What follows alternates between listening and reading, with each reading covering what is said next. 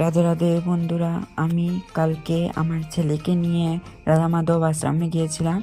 এটি হাইলাকান্দিতে স্থাপন করা আছে। আমি প্রবেশ করলাম রাধা মাধব আশ্রমে।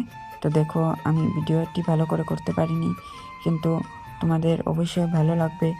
দেখো, এখানে রাম সীতা আছে, কৃষ্ণ ঠাকুর আছেন, সবাই আছেন এখানে। এখানে যে শ্রীকৃষ্ণ নিজের কানি আঙ্গুল দিয়ে গোবর্ধন পর্বত উঠিয়ে রেখেছিলেন, সেটা এখানেও আছে। এখন আমি যাচ্ছি স্বয়ং কৃষ্ণকে দর্শন করতে।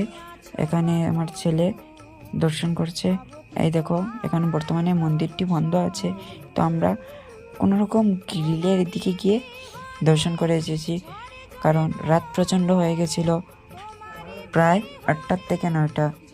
তো এখন আমি চলে যাচ্ছি। তোমরা সাবস্ক্রাইব করতে ভুলো না, আর সাথে করে একটি ছোট্ট কমেন্ট করে দেবে। তো রাধে রাধে, আমি চলে যাচ্ছি।